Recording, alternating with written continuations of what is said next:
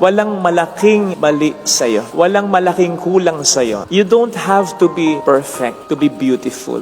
Kahit naman yung roses na maganda, may tinik din. Kahit naman yung magagaling na mga players, nagmimintis din. Kahit naman magandang tanawin, may basura, may dried leaves din. You don't have to be perfect to be beautiful. You just have to be perfectly you because you are already beautiful.